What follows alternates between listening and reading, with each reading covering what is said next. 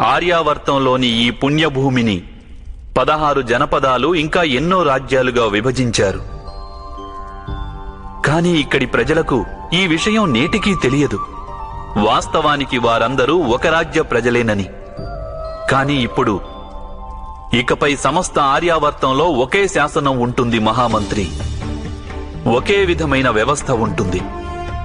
ఒకే రాజుంటాడు. అలాగే ఆ రాజ్యానికి ఒకే పేరుంటుంది. ఒకే విధమైన సిద్ధాంతం, ఒకే విధమైన రాజ్యాంగం ఉంటుంది. ఈ భూమిపై ఒకే ధ్వజముంటుంది.